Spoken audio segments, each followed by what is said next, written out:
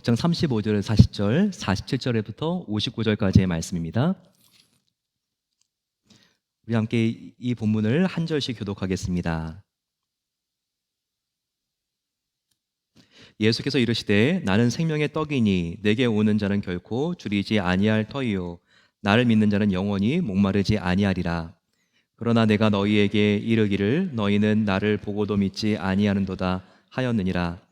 아버지께서 내게 주시는 자는 다 내게로 올 것이요 내게 오는 자는 내가 결코 내쫓지 아니하리라. 내가 하늘에서 내려온 것은 내 뜻을 행하려 함이 아니요 나를 보내신 이의 뜻을 행하려 함이니라. 나를 보내신 이의 뜻은 내게 주신 자 중에 내가 하나도 잊어버리지 아니하고 마지막 날에 다시 살리는 이것이니라. 내 아버지의 뜻은 아들을 보고 믿는 자마다 영생을 얻는 이것이니 마지막 날에 내가 이를 다시 살리리라 하시니라. 진실로 진실로 너희에게 이르노니 믿는 자는 영생을 가졌나니 내가 곧 생명의 떡이니라. 너희 조상들은 광야에서 만나를 먹었어도 죽었거니와 이는 하늘에서 내려오는 떡이니 사람으로 하여금 먹고 죽지 아니하게 하는 것이니라. 나는 하늘에서 내려오는 살아있는 떡이니 사람이 이 떡을 먹으면 영생하리라. 내가 줄 떡은 곧 세상의 생명을 살리기 위한 내 살이니라 하시니라. 그러므로 유대인들이 서로 다투어 이르시되 이 사람이 어찌 능히 자기 살을 우리에게 주어 먹게 하겠느냐. 예수께서 이르시되 내가 진실로 진실로 너희에게 이르노니 인자의 살을 먹지 아니하고 인자의 피를 마시지 아니하면 너희 속에 생명이 없느니라. 내 살을 먹고 내 피를 마시는 자는 영생을 가졌고 마지막 날에 내가 그를 다시 살리리니 내 살은 참된 양식이요 내 피는 참된 음료로다. 내 살을 먹고 내 피를 마시는 자는 내 안에 거하고 나도 그 안에 거하나니 살아계신 아버지께서 나를 보내심에 내가 아버지로 말미암아 사는 것 같이 나를 먹는 그 사람도 나로 말미암아 살리라. 이것은 하늘에서 내려온 떡이니 조상들이 먹고도 죽은 그것과 같지 아니하여 이 떡을 먹은 자는 영원히 살리라. 함께 있습니다. 이 말씀은 예수께서 가버나움 회당에서 가르치실 때 하셨느니라. 아멘. 저는 지난 한 주 동안 휴가를 잘 다녀왔습니다.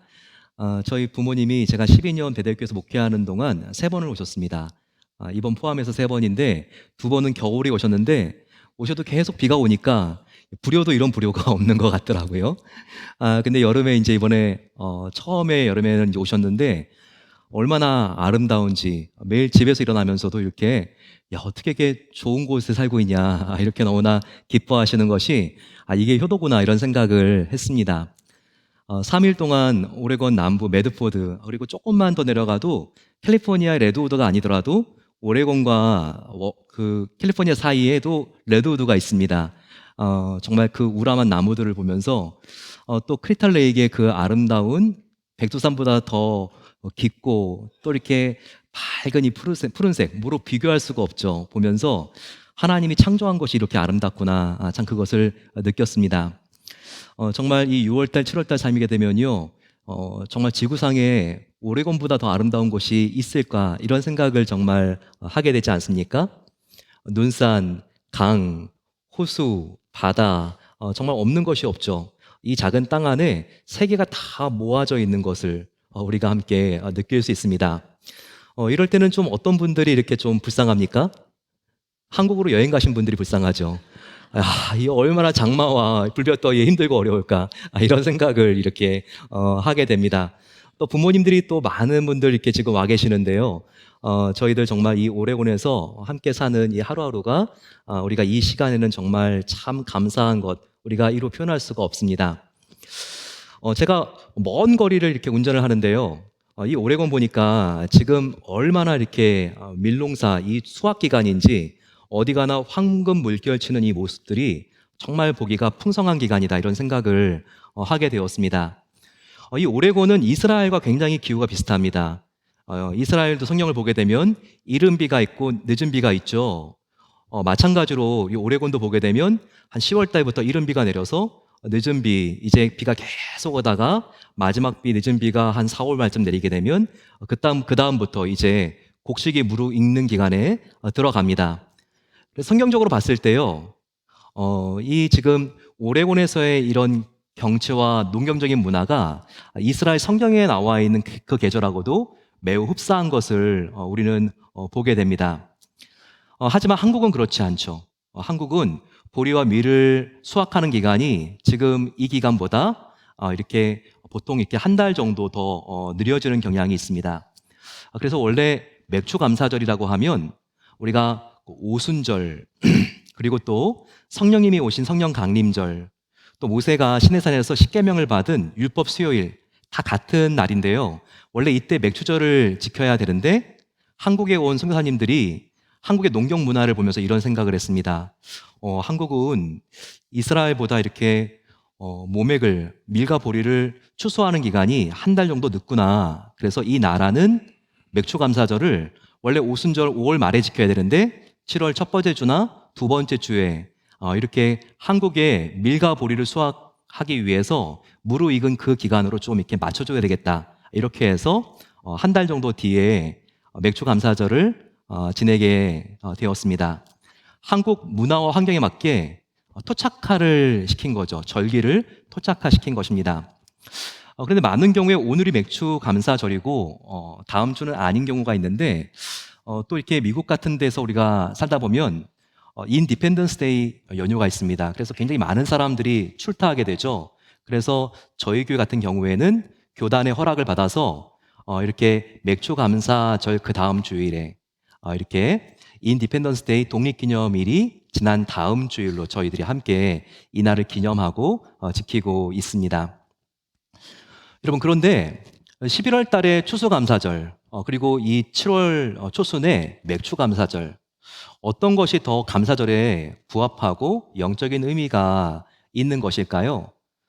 저는 보다 성경적인 절기는 7월 초에 있는 맥추감사절이라고 믿습니다. 왜냐하면 11월 추수감사절은요, 땡스기빙은 성경에 안 나옵니다.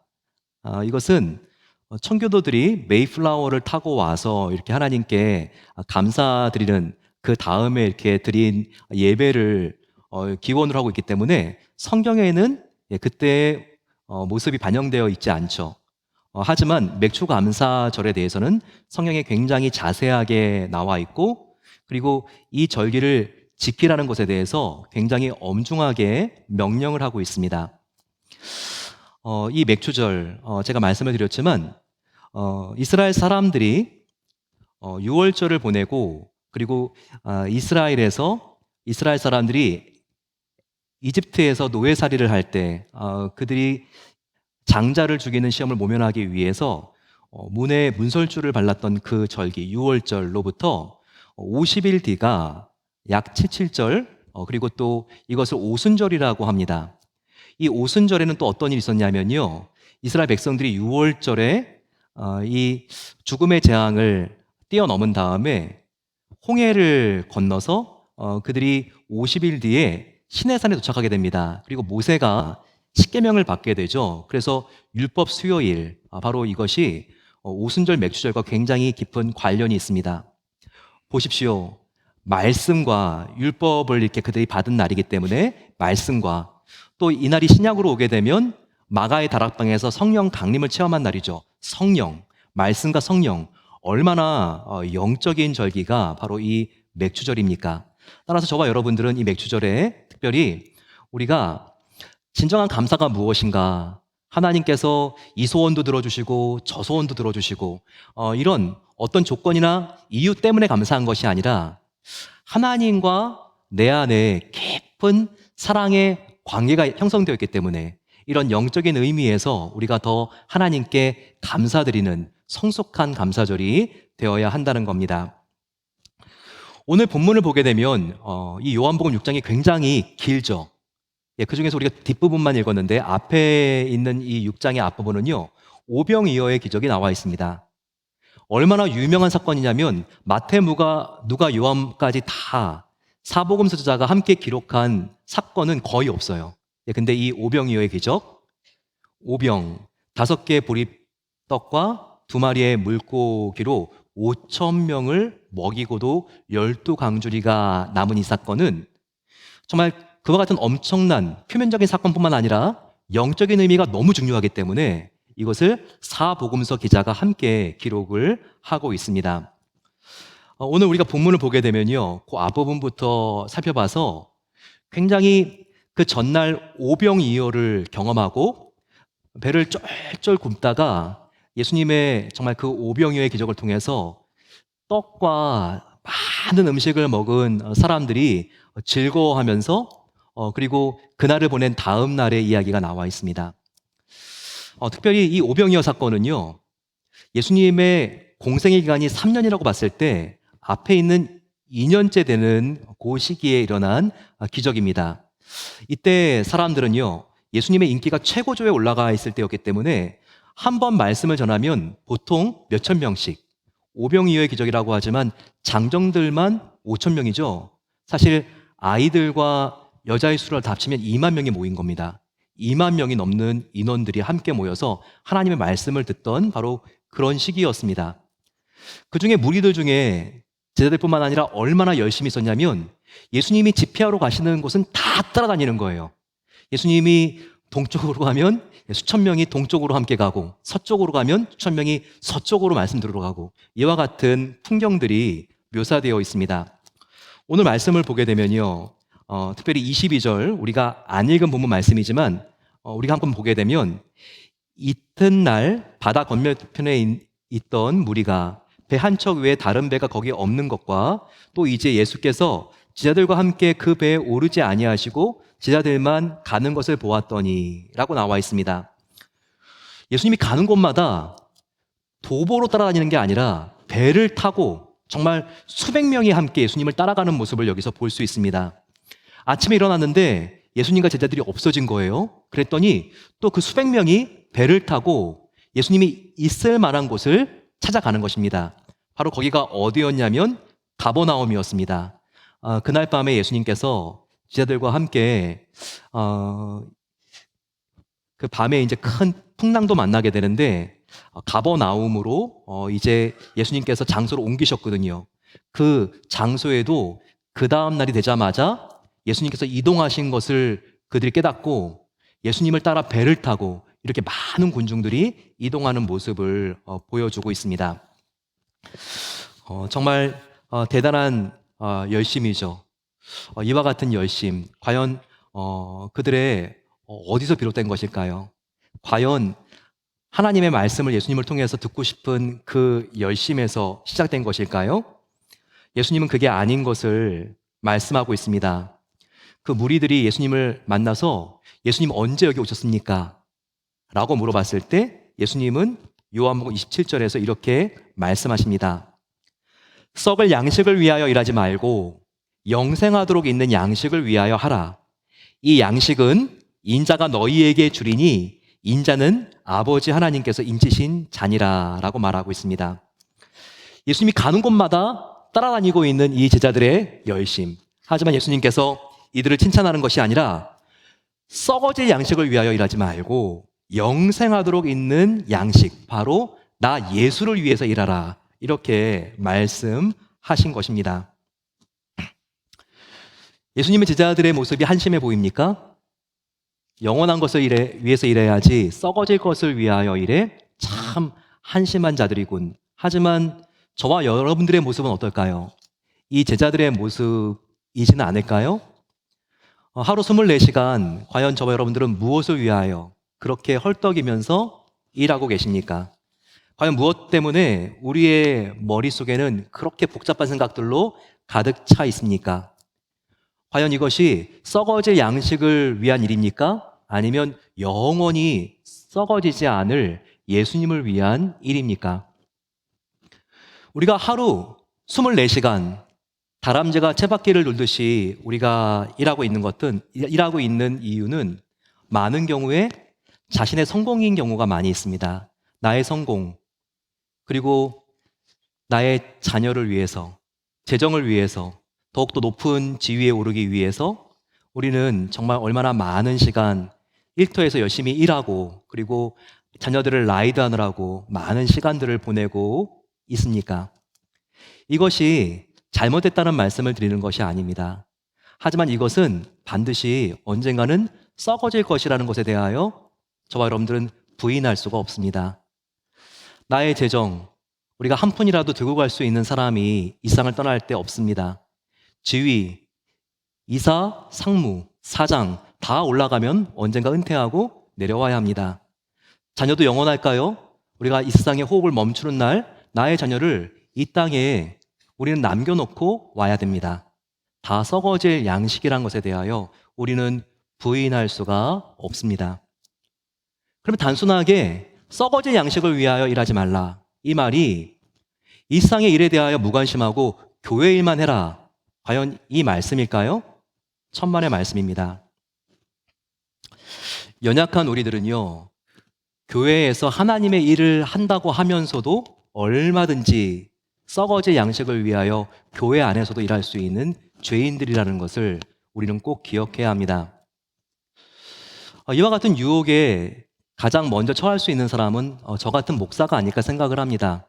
교회에서 열심히 일하는 사람일수록 교회 안에서도 영원한 양식이 아니라 예수님을 위해서 일하는 것이 아니라 썩어질 양식을 위해서 우리가 일할 수 있는 유혹이 너무나 널려 있다는 것을 우리는 경각심을 가지고 볼 수 있어야 합니다. 하나님의 일을 하면서도 또 교회에서 우리가 봉사를 하면서도 하나님의 시선이 아니라 사람의 시선을 너무나 우리가 많이 의식할 때가 있습니다. 교회 오는 목적이 하나님을 만나 예배하기 위해서가 아니라 사람을 만나기 위하여 오는 경우들이 얼마나 많이 있습니까? 교회 봉사를 할 때에도 말로는 그럴듯하게 하나님의 영광을 위하여 우리는 한다고 말할 수 있습니다. 하지만 우리가 교회에서 예배를 드리고 그리고 교회에서 봉사를 하면서도 그토록 사람의 인정과 칭찬과 박수갈채에 목말라 한다면, 그런 보상이 오지 않는다면 우리는 금방 실망하고 낙심하고 그리고 시험이 찾아올 것입니다. 이런 상태에서 하나님이 아니라 사람의 눈을 의식해서 계속 봉사하게 되면요, 언젠가는 반드시 지칩니다. 기쁨이 사라지고요, 그리고 나같이 기도하지 않고 열심히 봉사하지 않는 사람을 보게 되면 정죄하게 되고 그리고 짜증이 나기가 쉽습니다. 혹시 우리의 상태가 교회 안에서도 썩어질 양식을 위하여 일하는 모습이 아닌지 우리는 우리 스스로에게 질문해 볼 수 있어야 합니다. 이런 의미에서 우리는 경각심을 가지고 오늘 본문으로 다시 들어가 봐야 합니다. 이 경각심을 가지고 이 말씀을 다시 한번 살펴볼 때 우리는요, 이 부분을 발견할 수 있어야 되죠. 예수님은 지금 이 말씀을 하신 것입니다. 세상에 썩어질 일을 위하여 일하지 말고 하나님의 일을 해라. 하나님의 일을 하라 라고 말씀하십니다. 그렇다면 하나님의 일이란 대관절 어떤 일인가? 하나님의 일이라는 것이 무엇인지는 제자들도 궁금했습니다. 그래서 바로 제자들이 이런 질문을 28절에 하는 게 아닙니까? 6장 28절 말씀 한번 보시기 바랍니다. 제자들 그들이 묻되 우리가 어떻게 하여야 하나님의 일을 하오리까? 라고 묻고 있습니다. 하나님의 일, 우리는 많은 경우에 하나님의 일은 그래 교회에서 열심히 공부하고 주일학교에서 아이들 가르치고 식당 봉사하고 교회 청소하고 하나님의 일이라고 생각하는 경향이 있죠. 하지만 그것도 하나님의 일이 진정으로 아닐 수가 있다면 정말 하나님의 일은 무엇일까요? 제자들도 그게 궁금해서 하나님의 일이 그러면 무엇입니까, 예수님? 이것을 물어본 것입니다. 그랬더니 예수님께서 하나님의 일이 무엇인지 이것을 단도직입적으로 정확하게 알려주십니다. 어디에 나와 있죠? 바로 그 다음 절입니다. 29절 말씀 같이 한번 읽어볼까요? 시작. 예수께서 대답하여 이르시되 하나님께서 보내신 이를 믿는 것이 하나님의 일이니라 하시니. 여러분 잘 보세요. 하나님의 일이 교회 봉사하고 교회 사역하고 예수님께서 이런 일이 하나님의 일이라고 말씀해 주신 것이 아니라 뭐가 하나님의 일이라고 예수님께서 말씀하십니까? 바로 하나님께서 보내시니 나 예수를 믿는 것이 하나님의 일이니라 라고 말하고 있습니다. 따라서 교회 봉사 너무나 귀하죠. 하지만 정말 우리가 목적 없는 정말 하나님과 사랑도 이제는 다 잃은 상태에서 우리가 그렇게 맹목적으로 우리가 하나님을 위하여 사역하는 것이 아니라 정말 하나님을 우리가 믿는 일, 하나님께서 나를 사랑해서 보내신 바로 그 예수님과 우리가 뜨겁고 깊은 사랑을 나누는 바로 그 일에 우리가 최선을 다하는 것, 바로 이것이 하나님의 일이라는 것을 예수님께서 알려주신 것입니다.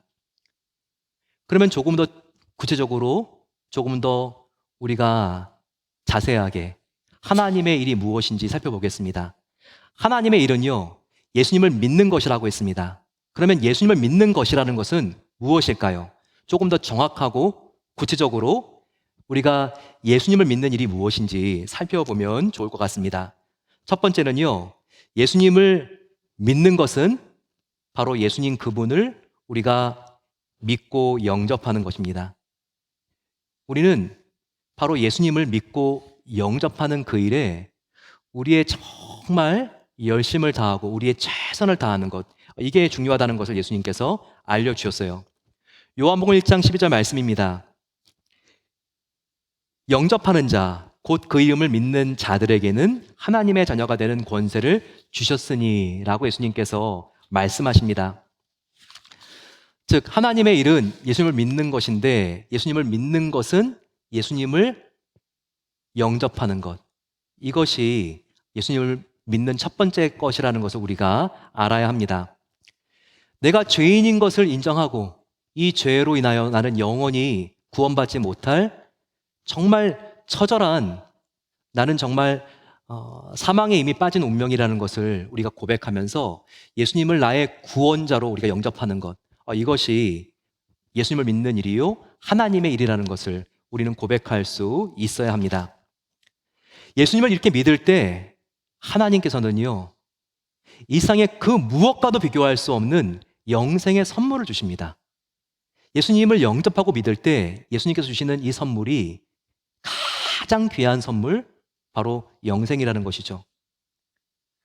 저와 여러분들이 지금 아침에 눈을 떴을 때 제 힘으로 일어날 수 있고 우리의 두 다리로 걸어올 수 있으니까 이 영생이 얼마나 소중한지 모르는데요, 정말 이 세상의 영생보다 더 필요하고, 그리고 하나님이 우리를 사랑하셔서 주실 수 있는 최고의 선물이 있을 수 있을까요?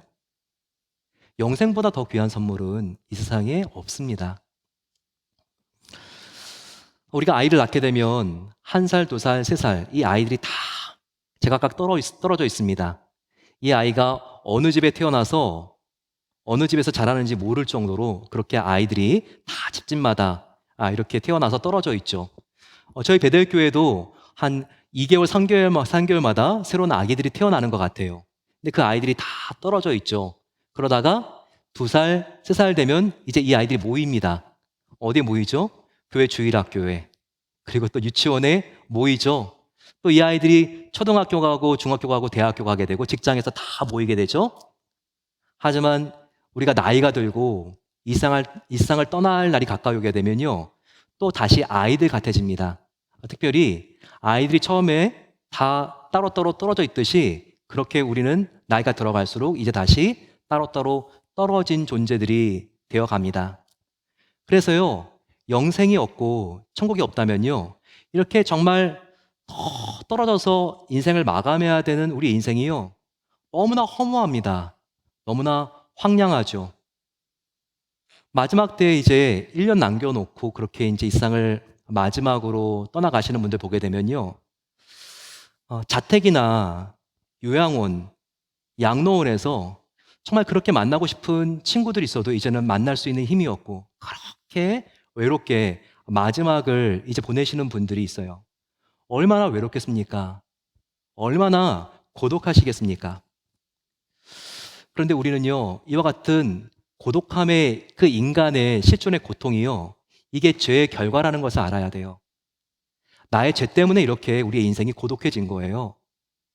아담의 죄 때문에, 인류의 죄 때문에 우리의 인생이 이렇게 고독한 게, 외로운 게 고통이 된 거예요. 다른 이유가 아닙니다. 우리가 하나님께 불순종하고 죄를 지었기 때문에 하나님과의 관계가 단절돼 버렸죠. 끊어져 버렸죠. 그래서 우리의 이웃과 관계도 다 끊어지게 된 거 아닙니까? 그래서 이렇게 고독하고 관계의 단절로 괴로워하는 우리 인간, 정말 영생이 없으면 이상 아무리 성공했어도 너무나 허무할 수밖에 없는 인간, 바로 그 인간을 가장 사랑하셔서 그 사랑하신 하나님이 가장 주고 싶은 선물이 영생의 선물이었다는 거예요. 영원히 나와 함께 교제하며 살며 일상 인생이 끝이 아니라 천국에서 정말 하나님과 그리고 사랑하는 나의 일상의 모든 나의 가족들, 이웃들과 다시 한번, 아니 이 세상과 비교할 수 없을 정도로 그렇게 행복하게 정말 사랑을 나누며 사는 바로 그 선물을, 그렇게 우리의 영혼의 아버지이신 하나님께서는 이 선물을 그렇게 주고 싶으셨던 거예요. 그래서 저와 여러분들은요, 예수를 믿을 때 하나님께서 주시는 이 영생의 선물이 얼마나 값진 선물인가, 우리가 이것을 꼭 믿고 하나님께 감사를 올려드릴 수 있어야 하는 것입니다. 여러분, 오늘 말씀 한번 보십시오. 요한복음 3장 16절만요, 저와 여러분들이 차에 붙이고 다니는 요한복음 3장 16절만 영생에 대하여 강조한 것이 아니라 예수님이 이 땅에 오셔서 3년 동안 하신 말씀은요, 다 영생의 선물, 하나님이 사랑하셔서 저와 여러분들에게 주신 이 영생의 선물에 대한 강조입니다. 요한복음 3장 16절, 하나님이 세상을 이처럼 사랑하사 독생자를 주셨으니 이는 그를 믿는 자마다 멸망하지 않고 영생을 얻게 하려 하심이라. 하지만 이 말씀이 요한복음 3장 16절만 있는 줄 아세요? 오늘 요한복음 6장을 다시 한번 집에 가셔서 묵상하시고 다시 한번 보시기 바랍니다. 요한복음 6장만큼요, 영생에 대하여 예수님께서 목소리 높여 강조하고 있는 본문이 없습니다. 성경에는요, 예수님의 말씀을 빨간색으로 표시해 놓고 있죠. 그래서 성경이 다 은혜가 있지만 빨간색 칠해져 있는 말씀을 보게 되면 하나님, 예수님의 말씀이기 때문에 더 이것이 우리에게 중요하게 여겨집니다. 그런데 예수님의 빨간색 말씀 중에서도요, 진실로 진실로라고 시작하는 말씀이 있어요. 이것은 헬라어로 아멘, 아멘이라고 번역이 되는데요, 정말 중요한 말씀입니다. 예수님의 말씀들 중에서도 이 진실로 진실로라고 하는 말씀이, 앞에 있는 말씀이 성경에 몇 군데 안 돼요.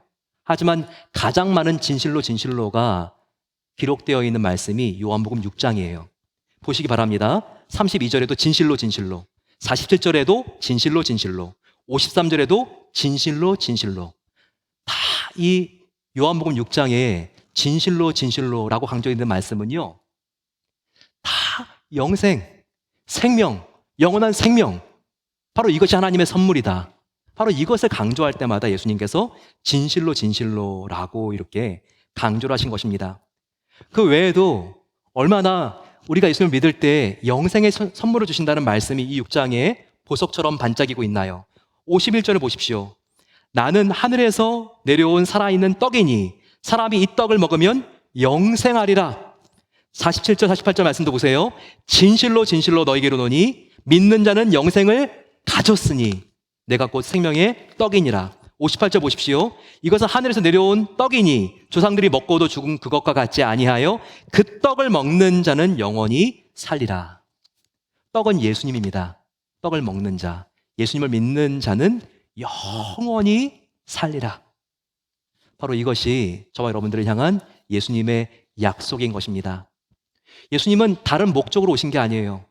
죄로 인하여 영원히 죽은 저와 여러분들을 살려내시기 위해서 바로 그 목적으로 오신 거예요. 39절에 예수님이 이 땅에 오신 목적을 분명히 말씀하고 계시지 않습니까? 나를 보내신 이의 뜻을 내게 주신 자 중에 내가 하나도 잃어버리지 아니하고 마지막 날에 다시 살리는 이것이니라. 하나님의 뜻, 나를 보내신 이의 뜻은 나 예수에게 주신 자를 하나도 잊어버리지 않고 마지막 날에 다 살리는 것이다. 바로 이것을 예수님께서 약속하셨습니다. 그런데도 오늘 죽으면 천국 갈 자신이 없다고요? 영생에 대한 자신이 없으시다고요? 여러분들의 감정을 믿는 것이 아니라 우리는 영원히 불변하는 하나님의 말씀을 믿어야 하죠. 지금 이 시간 이 장소에 다른 곳에 가시지 않고 예배드리러 오신 분, 정말 하나님이 너무나 그립고 하나님을 만나고 싶으셔서 오신 여러분들, 다 여러분들이 구원받은 자라는 것을 우리는 알아야 됩니다. 지금 이 시간 여기 와 있는 자체가 여러분들이 구원을 얻은 증거라고요. 성경에 분명히 나와 있지 않습니까? 44절 말씀, 이 말씀 한번 보시기 바랍니다. 같이 한번 읽어보죠. 시작. 나를 보내신 아버지께서 이끌지 아니하시면 아무도 내게 올 수 없으니 오는 그를 내가 마지막 날에 다시 살리리라. 여러분들 지금 하나님 만나고 싶으셔서 여기 와 계시지 않습니까? 바로 그를 내가 마지막 날에 반드시 살리리라. 여러분들에게 영생을 이미 주셨고 그 영생을 누리게 하겠다고 하시는 예수님의 약속인 것입니다. 예외가 없어요. 37절 말씀 보게 되면 아버지께서 내게 주시는 자는 다 내게로 올 것이요 내게 오는 자는 내가 결코 내쫓지 아니하리라. 구원받은 여러분들의 영생을 절대 하나님께서 취소하지 않겠다는 말씀이 여기에 나와 있는 것입니다. 그 말씀이 39절에 다시 한번 확인되고 있죠. 나를 보내신 이의 뜻은 내게 주신 자 중에 내가 하나도 잊어버리지 않고 잃어버리지 아니하고 마지막 날에 다시 살리는 이것이니라. 바로 이것이 예수를 믿는 저와 여러분들에게 주신 하나님의 영생이 얼마나 완전한지를 보여주고 있는 하나님의 말씀인 것입니다. 여기서 우리는 알아야 돼요. 한 명이라도 더 구원하고 싶은 것이 우리의 영혼을 사랑하시는 아버지 하나님의 마음이라는 것을요. 하나님은 결코 넘사벽처럼 결코 구원받을 수 있는 기준을 높이 세워서 몇 천 명 중에 겨우 한두 명 구원해 주시려는 분이 아니에요. 겸손한 마음으로 내가 죄인인 것을 인정하는 바로 그 마음으로 내가 죄인인 것을 철저하게 인정하고 예수님을 영접하는 모든 사람에게 하나님은 영생의 선물을 주기를 원하십니다. 그렇기 때문에 예수님께서 나를 믿는 자마다, 나를 믿는 모든 자는 멸망하지 않고 영생을 얻을 것이라고 말씀하신 것입니다. 첫 번째, 예수님께서 썩어질 것이 아니라 하나님을 위하여 일하라고 했는데 하나님을 위하여 일하는 것은 예수님을 믿는 것이라고 했습니다. 그러면 예수님을 믿는 것은 구체적으로 무엇인가? 예수님을 영접하는 것이라고 했죠. 이제 두 번째입니다. 예수님을 믿는 것은 구체적으로 예수님과 친밀한 사귐, 예수님과 친밀한 사랑의 관계를 누리는 것입니다. 오늘 우리가 본문을 읽을 때 이런 생각을 하신 분들이 계셨을 거예요. 야, 정말 너무나 반복되는 말이 여기 많이 있구나. 인자의 살과 피를 먹고 마셔? 오늘 이 6장이 몇 번 나오는지 내가 한번 세보자. 이럴 정도로 자꾸 예수님께서 인자의 살과 피를 먹고 마신다는 말씀을 계속 하시는 것을 관찰력이 있는 분들은 확인할 수 있었을 거예요. 그 중에 대표적인 것이 53절 말씀이죠. 53절 말씀 한번 보시기 바랍니다. 예수께서 이르시되 내가 진실로 진실로 너희에게 이르노니 인자의 살을 먹지 아니하고 인자의 피를 마시지 아니하면 너희 속에 생명이 없느니라. 이렇게 말씀하셨습니다. 예수님의 살과 피를 먹고 마시는 것이 무엇을 의미할까요? 예수님의 살을 먹고 예수님의 피를 마시는 것이 무엇을 의미하는 것일까요? 이것은 어떤 종교적인 추상이나 종교적인 제의를 말하는 것이 아닙니다. 예수님의 살과 피를 마시는 것은 종교적인 예식이 아니라 예수님과 깊은 인격적인 사귐을 갖는 것을 의미합니다. 다른 건 몰라도요, 오늘 설교를 통해서 이거 하나는 꼭 기억하고 가시면 좋겠습니다. 예수님의 살과 피를 먹고 마시는 것은 무엇인가? 이걸 오해해서 기독교를 박해했던 로마 제국은요, 야, 이 기독교인들 완전히 식인종이구만. 예수님의 살과 피를 먹고 마셔? 아이고, 정말 너무나 끔찍한 것들. 이렇게 오해를 한 시절도 있었어요. 그런데 여러분, 예수님의 살을 먹고 피를 마신다는 거, 이 의미가, 예수님이 하신 의미가 정말 무엇입니까? 오늘 1부 예배를 마쳤는데 한 성도님이요, 정말 저에게 개인적으로 와서 너무나 고맙다는 이야기를 하시더군요. 목사님, 제가 모태신앙이고 정말 내가 입교하고 내가 수없이 성찬을 했지만 예수님의 살과 피를 먹고 마신다는 게 무슨 의미인지 오늘 정말 목사님의 말씀을 통해서 정확하게 알게 되어가지고 너무나 기쁘고 감사합니다. 그래서 목사님, 고마움을 표시하기 위해서 이렇게 달려왔어요. 이런 말씀을 하셨어요. 예수님의 살과 피를 먹고 마신다는 것은 다른 의미가 아니에요. 예수님과 교제하는 것을 말하는 거예요. 저를 한번 따라해 보세요. 예수님의 살을 먹고 예수님의 피를 마신다는 것은 예수님과 교제하는 것을 의미합니다. 예수님과 교제하는 것, 예수님의 살과 피를 먹고 마시는 것은 예수님과 교제하는 것, 즉 다른 말로 예수님과 사귐을 갖는 것, 즉 예수님과 사랑으로 연합되는 것, 즉 그것은 내가 예수님 안에, 예수님이 내 안에 거하는 것, 바로 이것을 의미하는 거예요. 이게 다 예수님의 살과 피를 먹고 마신다는 의미인 것입니다. 예수님이 그런 의미에서 요한복음 6장에서 계속 이 말씀을 이어가신다는 것을 여러분 놓치지 마셔야 돼요. 요한복음 6장 55, 56절을 보세요. 내 살은 참된 양식이요 내 피는 참된 음료로다. 내 살을 먹고 내 피를 마시는 자는 내 안에 거하고 나도 그 안에 거하나니라고 말하고 있죠. 예수님의 살과 피를 먹고 마시는 것은요, 예수님과 정말 뜨겁고 깊은 인격적인 사랑의 교제를 나누는 것, 바로 이 뜻이라는 거예요. 내가 주 안에, 주는 내 안에 거하는 바로 이 삶, 이것이 바로 예수님과 함께 우리가 영적인 교제를 나누는 것이고, 이것을 예수님께서는 나의 피를 먹고 마시는 것이다 라고 표현하신 거예요. 요한복음 15장의 포도나무 비유도 바로 이거 아닙니까? 나는 포도나무요 너희는 가지라. 그가 내 안에 내가 그 안에 거하면 사람이 열매를 많이 맺나니 나를 떠나서는 너희가 아무것도 할 수 없음이라. 나의 살을 먹고 나의 피를 마시지 않고는, 즉 나와 사랑의 교제를 하지 않고는 그 어떤 멋진 선교도, 그 어떤 위대한 교회 봉사도 아무것도 아니야. 나를 떠나서는, 나의 사랑 바깥에 나가서는 너희가 아무것도 할 수 없다. 바로 이 말씀을 하신 것입니다. 여러분, 우리가 알아야죠. 하나님이 우리가 하기를 가장 원하시는 것은요, 그 어떤 멋진 교회 봉사나 하나님을 위해서 해드릴 수 있는 위대한 큰일이 아닙니다. 하나님이 정말 우리가 하기를 원하는 것, 하나님이 정말 우리에게 기대하는 것은 무엇이냐면요, 하나님과 사랑을 나누는 거예요. 하나님과 깊은 교제를 나누는 거예요. 이거보다 더 중요한 것은 이 세상에 없어요. 가장 중요한, 우리가 하나님을 위하여 해드릴 수 있는 일, 그분 안에 거하면서 그분의 사랑을 우리가 누리고 나누고 감사해야 하는 것, 바로 이것이 가장 중요한 하나님의 일이라는 것을 알아야 합니다. 교회 봉사라는 사람들을 보게 되면요, 수로와 같이 봉사하는 사람이 있고 저수지와 같이 봉사하는 사람이 있습니다. 자, 이게 무슨 뜻인지 잘 모르겠지만 제가 쉽게 설명해 드리겠습니다. 수로는 뭐죠? 거기에 그냥 강물이 흘러가죠.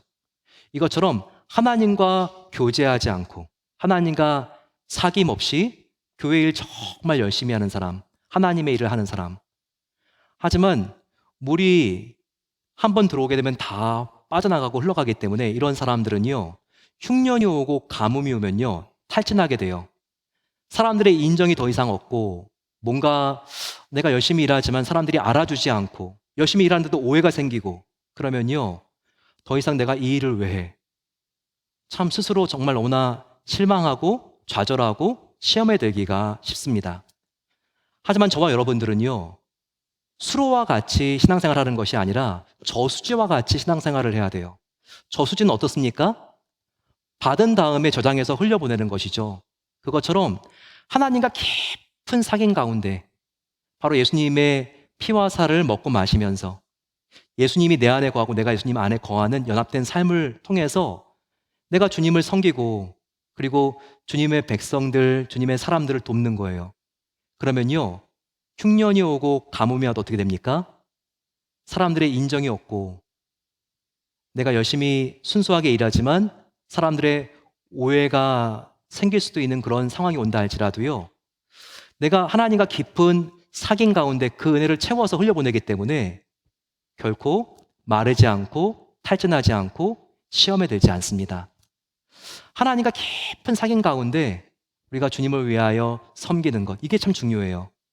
그랬을 때는요, 우리가 주님을 위하여 더 열심히, 더욱더 의미 있게 일하면 일할수록 우리가 시험에 드는 것이 아니라 우리의 믿음이 오히려 자라나게 되어 있어요.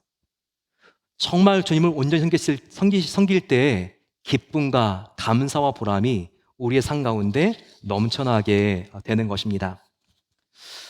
특별히 우리가 예수님과 함께 사랑의 교제를 나누는 것이 하나님의 일인데, 어떻게 우리가 예수님과 사귐을 나눌 수 있습니까? 바로 그것은 하나님의 말씀을 통해서 우리가 예수님과 사랑의 교제를 할 수 있습니다. 우리들 중에는 내가 2000년 전에 태어났으면 얼마나 좋았을까? 그러면 이 공생의 제자들처럼 예수님과 함께 직접 만나고 예수님의 가르침을 직접 듣고 예수님의 기적을 직접 내가 목격하고 내가 훨씬 더 믿음이 좋아질 수 있었을 텐데, 이런 분들이 계세요. 하지만 여러분, 지금 저와 여러분들은요, 예수님과 깊은 사귐을 나누기에 훨씬 더 유리한 지점에 있다는 것을 알아야 됩니다. 왜냐하면 구약 성도들은 가지고 있지 못했던, 예수님의 공생의 기간의 성도들은 결코 가지고 있지 못했던 성경 말씀을 가지고 있잖아요. 성경은 이 말씀이 예수님이라고 하는 이 표현이 너무나 강조되고 있어요. 저를 한번 따라해 주시겠습니까? 말씀은 예수님입니다. 이 말씀이 정말 예수님이에요. 이 말씀은 저와 여러분들의 원하기만 하면 우리의 손 위에 있고 우리가 언제든지 열 수 있기 때문에, 이 말씀이 예수님이기 때문에 이 말씀 안에서, 말씀을 통해서 예수님은요, 저와 여러분들과 항상 함께 계실 수 있고 구약의 성도들보다 훨씬 더 깊게, 의미 있게, 자세하게 저와 여러분들을 만나 주실 수가 있다는 거예요. 성경에 정말 많은 제자들이 예수님을 말씀으로 보았습니다. 대표적인 제자가 베드로죠. 베드로가 요한복음 6장 68절에 어떻게 고백합니까?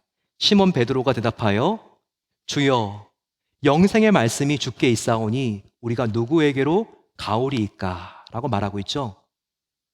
지금 예수님께서 말씀으로 여기 계시오니 우리가 어디 가겠습니까? 예수님을 말씀으로 보고 있죠. 베드로뿐만 아니라 요한도 예수님을 말씀으로 보고 있습니다. 요한복음 1장 1절부터 14절 말씀을 보세요. 태초에 예수님 말씀이 계시니라. 이 예수님, 바로 말씀이 하나님과 함께 계셨으니 이 말씀은 곧 하나님이시니라.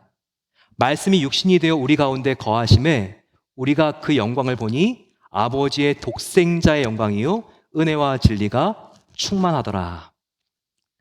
바로 예수님 자신이 말씀인 것을 사도 요한이 이렇게 기록하고 있지 않습니까? 예수님도 예수님 자신을 말씀으로 이해하고 있었습니다. 요한복음 15장 7절 말씀을 보세요. 너희가 내 안에 거하고 그리고 내 말이 너희 안에 거하면 무엇이든지 원하는 대로 구하라. 그리하면 이루리라.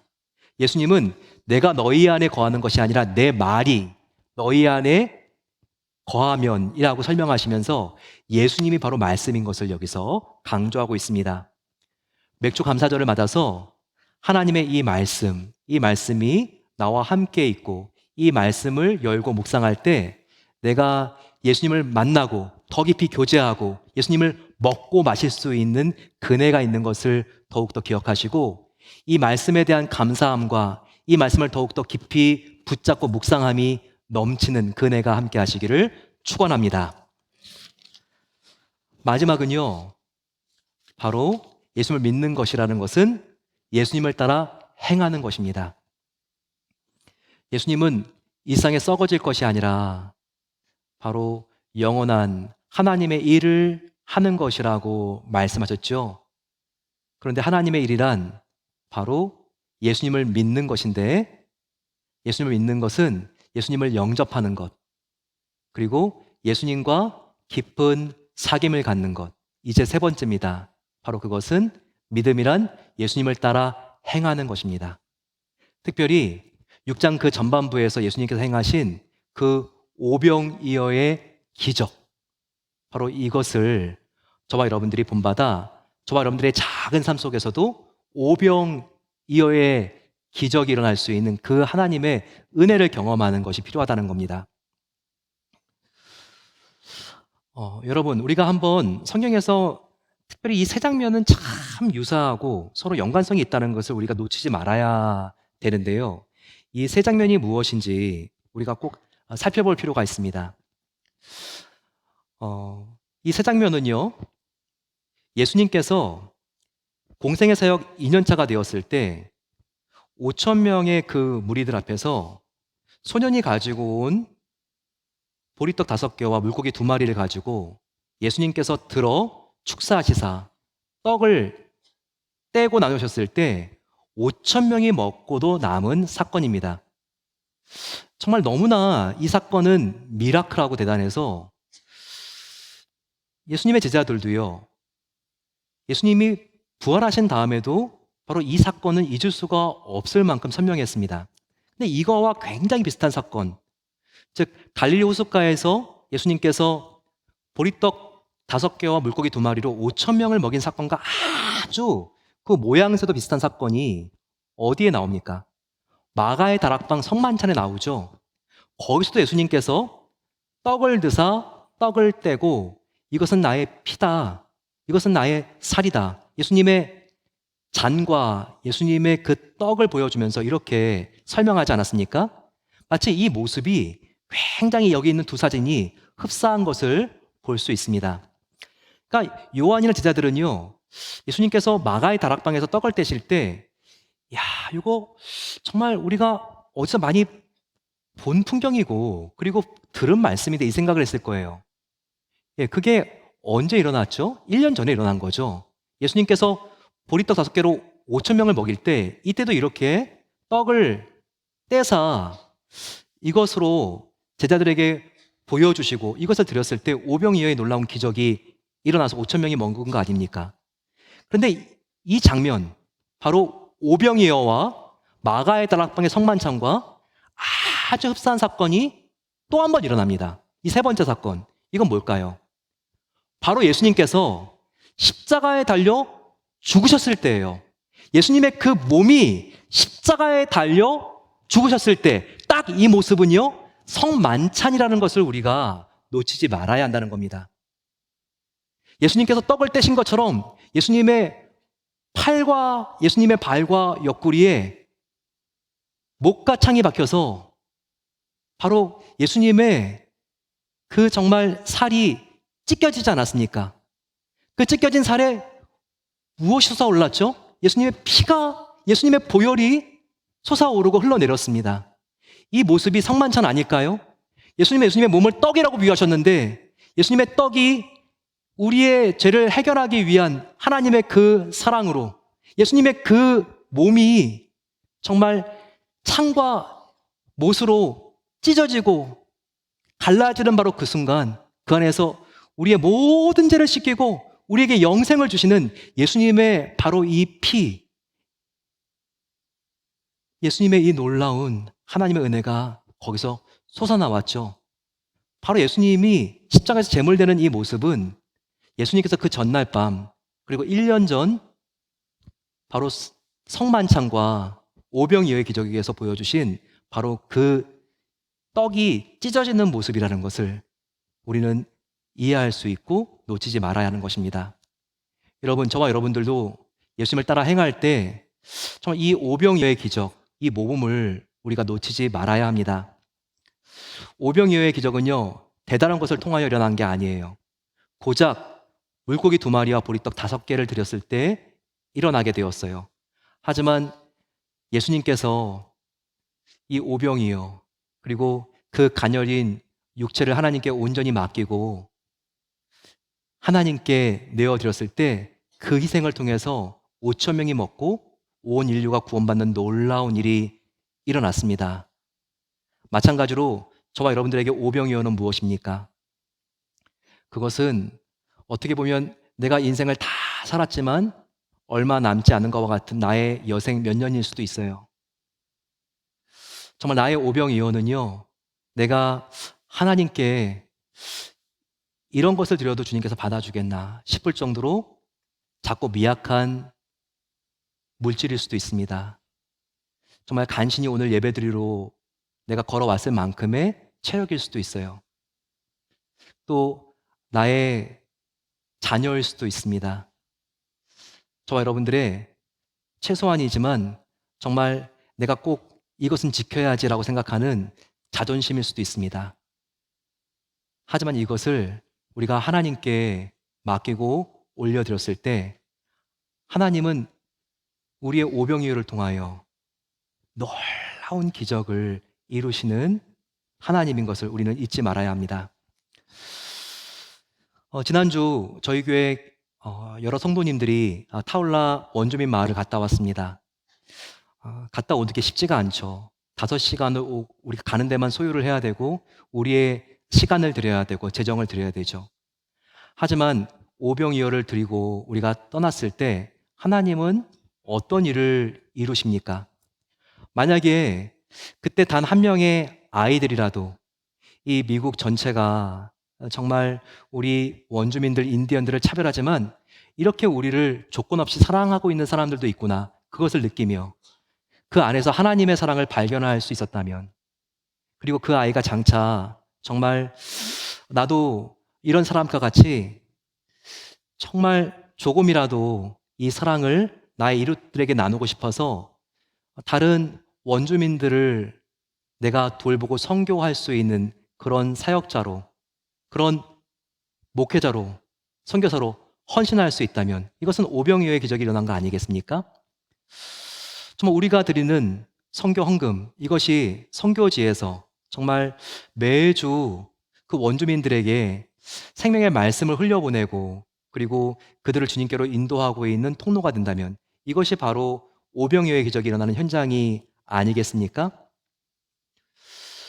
내가 마땅히 행사할 수 있을 것과 같은 권리, 이렇게 아이가 대들면 사춘기 아이, 내가 정말 소리를 지르서 윽박 지르는 것이 나의 기질일 수 있지만 나의 이 혈기와 나의 화를 다 꺾고 하나님께 맡기고 올려드렸을 때 나의 자녀가 정말 예수님을 믿더니 우리의 부모님이 변해가는구나, 정말 이 안에 뭔가 놀라운 하나님의 사랑이 있는 것이구나, 이렇게 자녀도 변화되고 있는 부모를 통하여 서서히 변화되고 있다면 바로 그것도 오병이어의 현장이 아니겠습니까?